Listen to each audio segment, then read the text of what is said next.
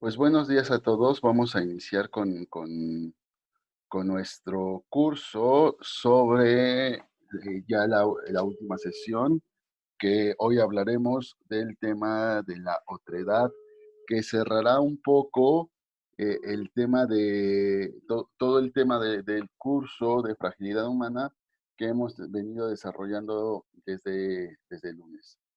El tema de hoy es más o menos el mismo tema del lunes, el tema del amor. Solamente que el lunes lo vimos desde la antropología cristiana, desde el sentido del cristianismo y del mandamiento cristiano. Ahora lo veremos desde otra perspectiva, una perspectiva de una forma filosófica, de un movimiento filosófico llamado el personalismo. Concretamente, hoy nos vamos a poner a revisar las ideas de este hombre que es Emmanuel Levinas. Este libro se llama Totalidad e Infinito, y abordaremos el problema de la otredad desde la perspectiva de Levinas. Espero que les guste, que les sea agradable este, este curso y pues vamos a empezar. A ver, hemos dicho que la otredad, ¿qué es la otredad? A ver, vamos a poner ya nuestra pantalla.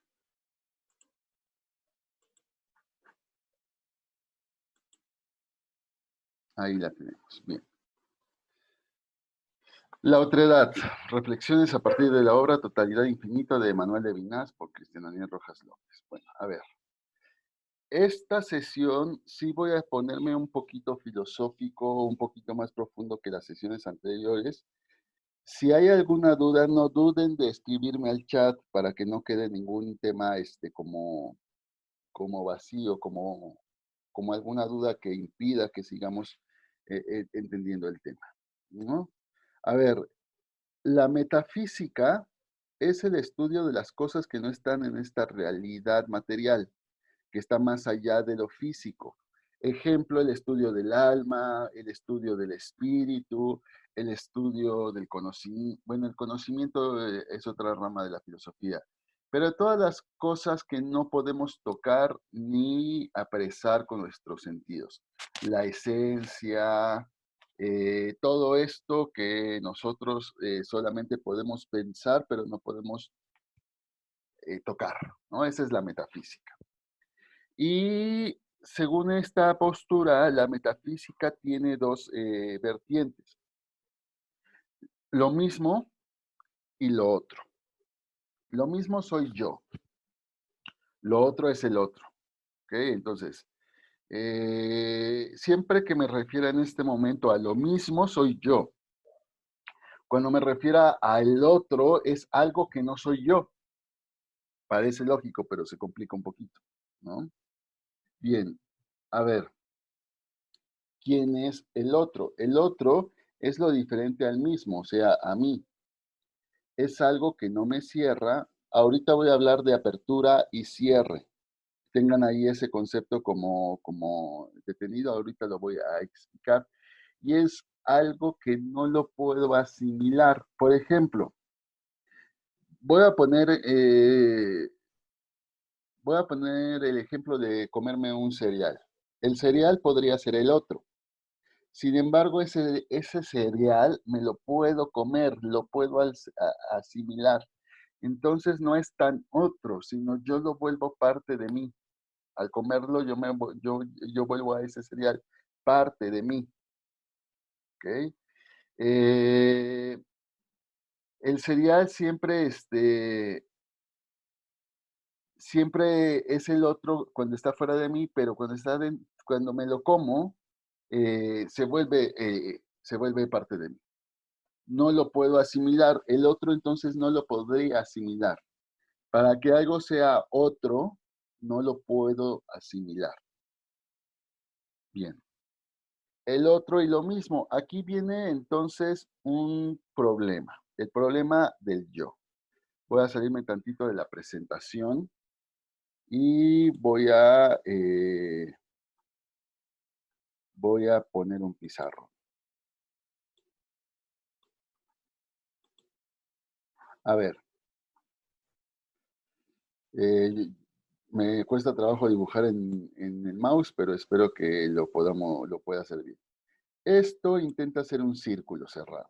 Ojalá me hubiera salido bien. Y en este círculo cerrado estoy yo o lo mismo. ¿Estamos claros? Este es mi ser, es un ser cerrado. Estoy yo o lo mismo y no hay apertura. ¿Qué quiere decir esto? Que mi ser es cerrado. Cuando yo puedo abrirme, entonces lo que hago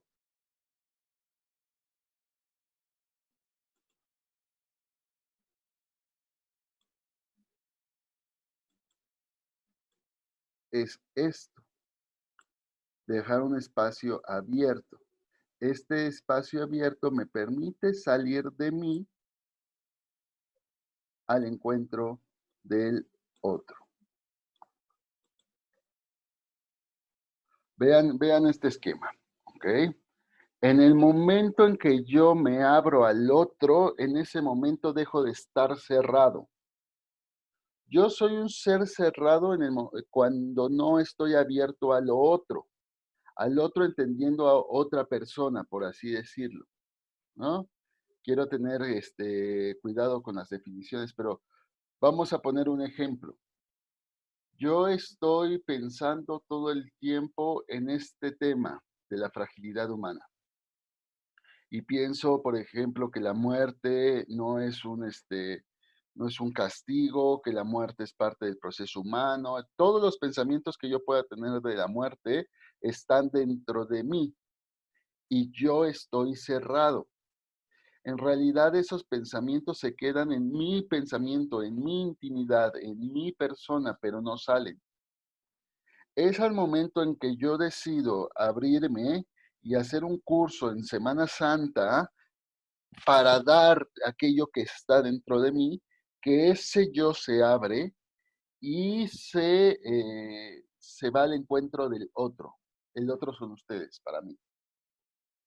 Y entonces yo ya no soy un ser cerrado en su cuarentena, en su Semana Santa y en sus pensamientos, encerrado en cuatro paredes, tanto físicas como mentales, sino soy un ser que se abre al otro. En este momento me estoy abriendo al otro. ¿Estamos claros esta definición? Bien. Ahora, hemos dicho que el ser humano tiene una parte animal. ¿Se acuerdan que en la primera sesión decíamos que el ser humano tenía una parte animal? Y que esa parte animal busca sobrevivir. Tiene un impulso vital que lo busca llevar a vivir. Piensen ustedes, por ejemplo, en... ah, piensen ustedes en el miedo. El miedo en realidad no es una cuestión de maldad, o sea, el miedo no es malo. El miedo en realidad lo que hace es advertirme que algo hay tan peligroso que me puede matar o que puede terminar conmigo. El miedo es una respuesta instintiva a la vida. El miedo lo que me hace es proteger mi vida. Por eso el miedo es sano, tener miedo es sano. Estar resguardados en nuestra casa por miedo es sano. ¿Por qué? Porque tenemos una respuesta instintiva de vida. Otro, otro ejemplo sería el enojo. El enojo lo que me hace es poner límites. El enojo, yo me enojo para poner límites, porque alguien está sobrepasando el límite en donde yo me siento seguro. Y entonces el enojo lo que hace es marcar un límite para que el otro no pase ese límite, ¿no? todo el tiempo nuestra parte instintiva, nuestra parte animal, nuestra parte corporal está buscando la vida, tiene una pulsación de vida. Esto Freud lo estudió muchísimo y toda la psicología lo estudia bastante. El problema es cuando ese miedo o cuando ese enojo ya no son respuestas normales, sino que agreden, sino que me cierran completamente y se vuelven una patología.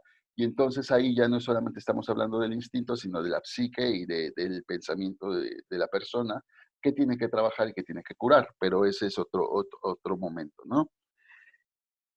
Así como en el ser humano hay una búsqueda de la vida, hay una búsqueda de sobrevivir, también en el espíritu, por así decirlo, el espíritu va a tratar de sobrevivir por encima del otro.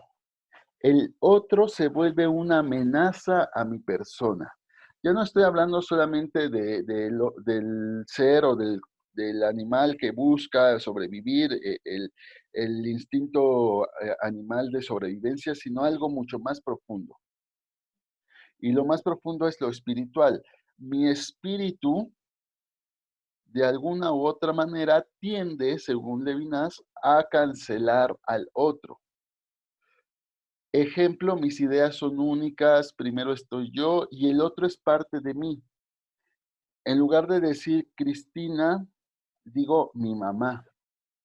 Y si se fijan, en lugar de decir que Cristina es otro, Cristina se vuelve parte de mí porque ya es mi mamá. El otro se vuelve parte de mí.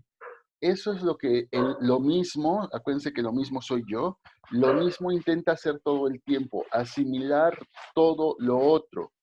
Mis alumnos, mi mentor, mis padres, mi novia, mi novio, mi hermana, mi hermano, mi escuela, todo el tiempo el mismo está tratando de que el otro deje de ser otro y se vuelva lo mismo. Esto que proyectamos desde la conciencia es real. A ver, que mi madre sea mi madre es real, pero no es infinito. No solamente Cristina es mi madre. Cristina tiene muchísimas posibilidades en su vida y esas posibilidades son infinitas. Cerrarlas a una sola posibilidad de decir mi mamá, en ese momento estoy cerrándola a una realidad concreta que sí es real, pero no es infinita. Sí estamos claros más o menos cómo juega esto de la realidad y del infinito. Aquí, por ejemplo, entraría la depresión. La depresión, psicológicamente hablando, la depresión es ver una realidad desde un solo punto, sin poderme abrirla a ver desde otra perspectiva. Sé que la depresión puede tener muchísimas variantes y muchísimas notas, pero yo puedo ver, por ejemplo, una realidad que es mi realidad y solo interpretarla de una manera. Esa interpretación sí es real, pero no es única ni infinita, lo que genera que solo me quede con una parte pequeña del pastel que solo estoy viendo de manera recurrente. Hay un texto, búsquenlo, de hecho está en YouTube el audio, ahorita lo buscamos, que lo hace Facundo Cabral. Facundo Cabral fue un cantautor que murió en Guatemala hace unos años, asesinado. Facundo Cabral escribe un texto que se llama No estás deprimido, solo estás distraído. Y entonces empieza a hablar de todo lo que es la depresión y la distracción, y la depresión como una distracción de la realidad. En realidad esto tiene que ver con esto de que lo mismo solamente es capaz de ver una parte de la realidad, pero no toda la realidad en concreto. Bien, ¿hasta aquí alguna duda? Voy a hacer pausas para preguntar si hay dudas porque Esto está un poquito más complejo, ¿no? Que lo que estábamos viendo ayer. Bien, a ver, el infinito, ¿qué es? El infinito es lo que me desborda. Es la totalidad de totalidades. El infinito es lo que me desborda, es la totalidad de totalidades. ¿Qué es una totalidad? Es la forma en que yo veo la realidad. Por ejemplo, como yo empiezo a cerrar la realidad, es decir, mi madre, mi padre, mis amigos, mis hermanos, pues estoy hablando de una totalidad, de la totalidad de mi vida, ¿no? Cuando yo junto todas esas totalidades, hay un infinito y el infinito me desborda. O sea, yo soy desbordado en el infinito. En el otro comienza el infinito. Ahorita vamos a hablar de esa idea. En el otro comienza lo infinito. Bien, continuemos.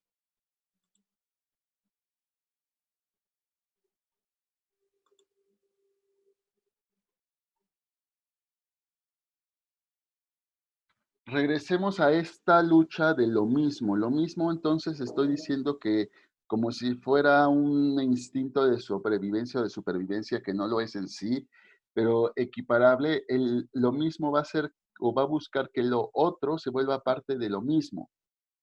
Yo voy a buscar que el otro sea parte mía. ¿Para qué? Para poder tener el control, porque el otro amenaza. El otro, el otro no soy yo y lo que no soy yo me amenaza. El otro sobra. Mientras más quiero comprender al otro, más deja de ser otro. Cuando yo estoy comprendiendo a alguien, en realidad lo estoy interpretando bajo mis propios filtros. Si alguien, por ejemplo, quiere hablar de por qué una persona cometió un asesinato, en realidad lo que está haciendo es pasarla por sus propios filtros, ¿no? Ejemplo, pues es que es un asesino y merece, no, bueno, es un asesino porque es un hombre malo. Pues yo ya lo estoy catalogando como un hombre malo, ya lo estoy pasando por mis filtros. No estoy viendo su realidad, sino estoy viendo su realidad a través de mi propia realidad. Si hay un vínculo, no hay otro. Esto para los que estudian curso de milagros y esta perspectiva de vida se vincula, por ejemplo, con el apego, ¿no? El apego lo que hace es que el otro sea mi propiedad de alguna u otra manera, pegarme al otro. Cuando hay un vínculo ya no dejo que el otro sea otro, se vuelve parte de lo mismo.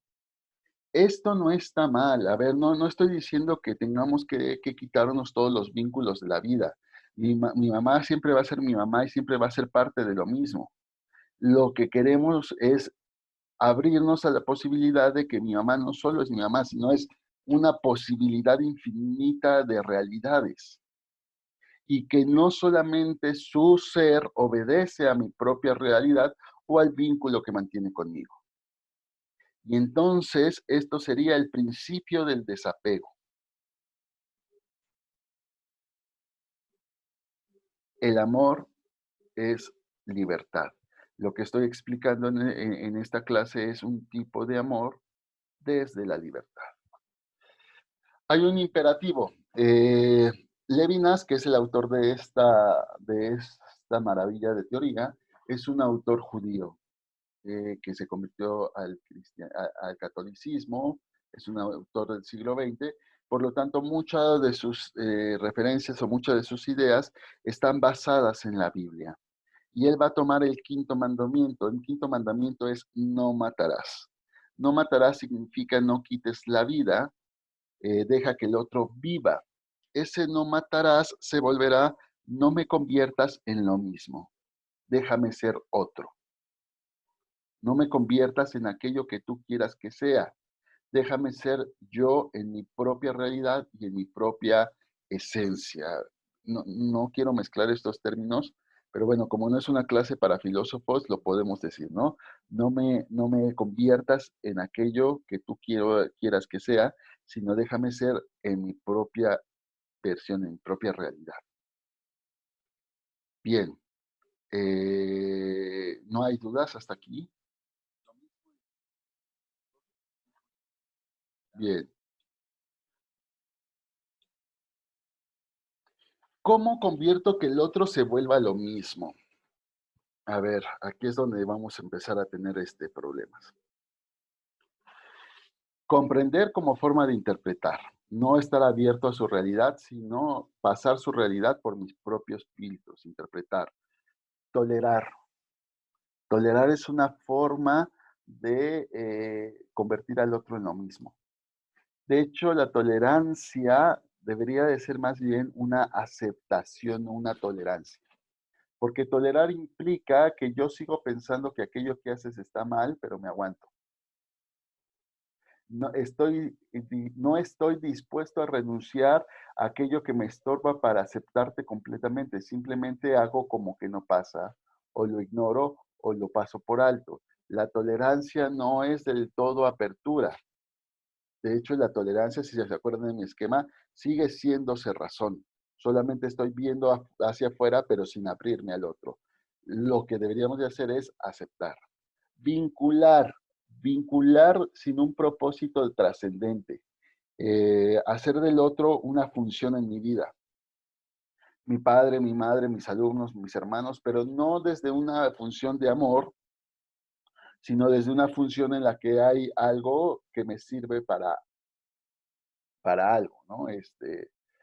Eh, es mi madre porque tengo que tener una madre, es mi padre porque tengo que tener un padre, no nada más, ¿no? Sigo siendo cerrado yo. Esto, por ejemplo, lo podríamos ver en el caso de los adolescentes adolescentes y mucha gente, pero pongo un ejemplo de los adolescentes que ven a sus padres como sus padres, pero no buscan vincularse más allá de esa paternidad. O sea, su papá es el que les dice qué tiene que hacer, el que le da comida, el que paga sus estudios, el que le prohíbe cosas, pero jamás, no, estoy generalizando, pero a lo mejor en algún punto el adolescente o el chavo nunca le pregunta a su papá, oye, ¿y cómo te sientes en el trabajo? ¿Eres feliz? Porque para él es normal que trabaje, porque el papá siempre tiene que trabajar para pagar las cuentas, pero no va más allá de ese vínculo del papá que paga las cuentas y le pregunta al papá fuera de la realidad de ser papá, sino de la realidad de ser un hombre que trabaja por darle un sentido a su vida y no es capaz, porque a lo mejor ni siquiera tiene la conciencia de ello, de preguntarle al papá, oye, ¿y estás siendo feliz en tu trabajo? El papá no puede dejar de ser papá en ese vínculo. Sí, sí está como claro. Bien, usar también ya son formas más agresivas de hacer que el otro se vuelva lo mismo. Eh, usar, por ejemplo, mi secretario, mi trabajador, la muchacha que limpia mi casa, deja de ser algo más que la función que desempeña en mi vida. El chavo que me sirve el café, ¿no? Ahora, todo el tiempo estamos funcionando así y así tenemos que funcionar. Yo no puedo llegar al Starbucks a preguntarle al chavo cómo se siente o si es feliz en su trabajo. Sería hasta agresivo de mi parte, ¿no? Pero en realidad sí estoy consciente de que lo estoy volviendo lo mismo. O sea, ese chavo es parte de mi realidad, no tiene una realidad no otra realidad, sino mi propia realidad. Apresar no en el sentido físico, que también tiene que ver, sino en el sentido emocional o en el sentido social, ¿no? Cuando, por ejemplo, alguien dice es que tú no puedes salir porque, no estoy hablando de los padres que ponen reglas, porque esa es una forma de cuidado, pero por ejemplo, una relación de pareja donde uno le dice al otro es que tú no puedes ver a tus amigos porque estás conmigo. Es una forma de apresar, devolverlo a la propia realidad o equiparar. Equiparar es hacer que el otro se vuelva eh, similar o paralelo a algo en mi realidad. Por ejemplo, mi amigo Juan es igual que mi amigo Pedro. Estoy equiparando, o sea, los estoy haciendo parte de mi realidad y desde mis filtros les estoy dando un nivel. ¿Hasta aquí alguna duda? Bien. Si se fijan, todo el tiempo estamos usando al otro, todo el tiempo estamos comprendiendo al otro, o bien interpretando al otro, todo el tiempo estamos tolerando al otro, pero en ese ejercicio todo el tiempo estamos haciendo que el otro sea mi realidad, que sea yo, no que sea él, que sea yo. Eh, en, esa, en esa búsqueda de que el otro sea yo, pues genero que el otro deje de ser el otro y se vuelva lo mismo. Esta cuestión pues hace que mi ser se sienta seguro, que mi ser se sienta expandido, que mi ser se sienta, eh, pues sí, seguro, que pueda tener una seguridad de existencia, como equiparándolo un poquito con la sobrevivencia, ¿no? Mi ser puede sobrevivir al otro haciendo que el otro se vuelva lo mismo, o sea, mi realidad. Bueno, ¿y qué pasa cuando al otro no lo puedo hacer lo mismo? ¿Qué pasa cuando el otro no puede dejar de ser otro? Porque no lo puedo comprender, porque no lo puedo interpretar, porque no lo puedo tolerar, porque no lo puedo vincular, porque no lo puedo usar, porque no lo puedo apresar. ¿Qué pasa cuando el otro no se vuelve lo mismo y el otro sigue siendo lo otro y no lo alcanzo a asimilar? Pues entonces tengo que establecer un mecanismo de defensa, porque ese otro, siendo otro, me amenaza, ¿no? ¿Y cuál es ese mecanismo de defensa? Ese mecanismo de defensa lo conocemos como,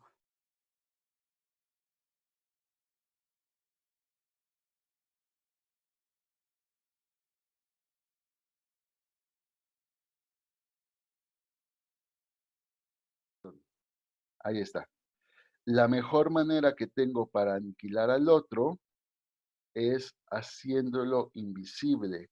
Si no lo puedo usar, si no lo puedo comprender, si no lo puedo tolerar, si no lo puedo asimilar, entonces lo que hago es hacerlo invisible. Todo el tiempo estoy haciendo invisible aquello que no puedo asimilar. Y entonces ahí tengo que hago invisible, por ejemplo, al que anda en la calle y que pide limosna. Como no lo puedo asimilar, no lo puedo comprender, no lo puedo tolerar, no lo puedo hacer parte de mi realidad, lo hago invisible. Y así vamos haciendo invisibles a las personas en nuestras vidas. Piensa, por ejemplo, cuando alguien tiene una ruptura de pareja. ¿Cuál es la mejor manera para poder subsanar o para poder salir de esa relación de pareja, de ese duelo de pareja? ¿Cómo hago que el otro, cómo supero al otro en una relación de pareja? Ahí les va la receta. La mejor receta para superar a alguien en un rompimiento de pareja es haciéndolo invisible. ¿Y cómo lo hago invisible? Pues fácil, lo cancelas de tus redes sociales, borras su número, borras sus mensajes, rompes sus fotos, etcétera, etcétera, etcétera. A lo mejor eso lo haces afuera, pero adentro no. Eso mismo de hacerlo invisible afuera, tendrías que empezar a hacerlo invisible dentro. Uno se cura de un rompimiento de corazón cuando hace invisible a aquel que le rompió el corazón. ¿Por qué? Porque ya no lo puedo hacer parte de mi realidad. Se vuelve un otro extraño y lo tengo que invisibilizar. Todo el tiempo estoy invisibilizando.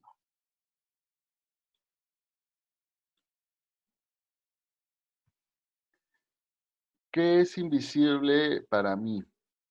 Hacemos invisible todo aquello que nos imposibilita a la acción, a la existencia. Hacemos invisible aquello que nos amenaza. Por ejemplo, las caravanas migrantes, compañeros.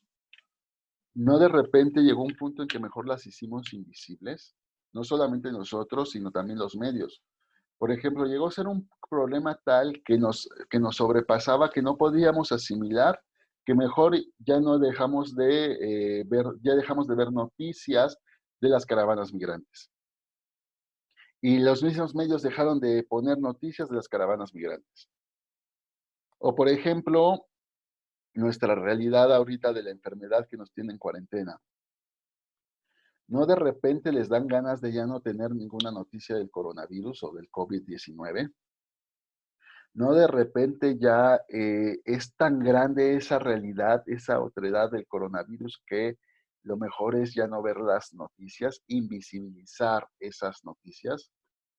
Así vamos, pues así vamos, nos vamos manejando en esta realidad. La verdad es que buscamos hacer invisible aquello que nos amenaza, que no nos permite ser lo mismo. Bien. Bueno,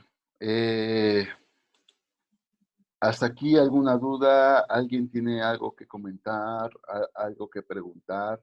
Yo creo que si tienen dudas sería bueno que lo empezaran como a preguntar para que podamos como, pues como hablar de esto, o sea, poderlo explicar. ¿Nadie tiene dudas? ¿Todo está siendo muy claro? Bien, bueno, y entonces, ¿cómo lo soluciono? Diana Hernández tiene una pregunta. Va, todo bien, bien, gracias. A ver, bueno, ¿y cómo soluciono? ¿Cuál sería la mejor manera de dejar que el otro sea el otro sin que yo también esté amenazado? Pues aquí viene una de las metáforas o de las ideas más bonitas de Levinas que vamos a hablar, que es mirar el rostro. Detrás de un rostro hay alguien y hay algo que es lo que me excede. Mirar el rostro del otro me permite contemplar al otro sin asimilarlo. Mirar el rostro del otro me permite eh, completar al otro sin asimilarlo. El rostro. ¿Se acuerdan ustedes de ese pasaje bíblico donde Jesús del fin de los tiempos, que en algún momento vendrá y dirá, vengan benditos de mi Padre y pónganse a la derecha, porque cuando tuve sed me dieron de beber, cuando tuve hambre me dieron de comer, cuando estuve desnudo me vistieron, cuando estuve preso me visitaron, cuando estuve enfermo me consolaron, etcétera, etcétera. Y luego les dirá a los otros, ustedes serán arrojados al lugar de castigo porque cuando estuve enfermo no me fueron a ver, cuando estuve sed no me dieron de beber. Y cada uno le pregunta, ¿y cuándo te vimos desnudo y no te dimos de comer o te dimos de comer? Y él les dijo, en el momento en que cada uno, en el momento que lo vieron en los hermanos, vieron en mí, en su rostro, me vieron a mí. La cita está medio imprecisa, pero más o menos esta es la idea. Lo que dice esa cita bíblica es, ve el rostro del otro. El rostro del otro es ver el rostro de la necesidad del otro. Al mirar el rostro del otro puedo darme cuenta de qué es lo que necesita. No qué quiero que sea, no quiero comprender desde mis propios parámetros de vida. No, o sea, es totalmente salir al encuentro del otro viendo su rostro, es abrirme al otro. En el esquemita que les puse al principio es abrir ese círculo donde estoy yo y salir al encuentro del otro.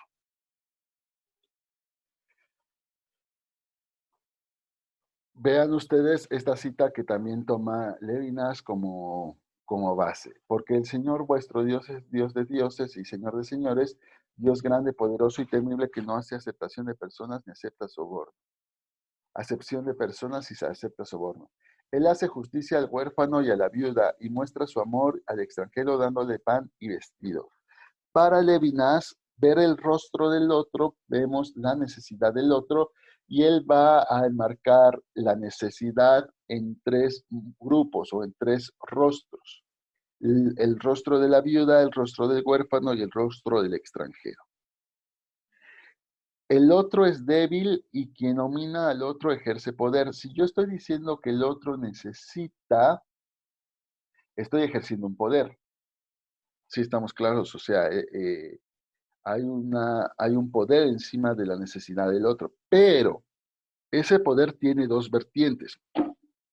Yo tengo el poder de liberar al otro de su necesidad o tengo el poder de destruir al otro y hacerlo lo mismo. Esa es la gran diferencia. Sí, sí tengo un poder, pero ese poder es para liberar o para destruir. Y la liberación me exige abrirme al otro. Yo no puedo liberar dándole lo que necesita el otro si no me abro a él. La tolerancia no alcanza al otro es un ejercicio de poder que en realidad destruye, que en realidad encierra mi yo y no permite que salga al otro. Me parece que me desconecté en algún momento y creo que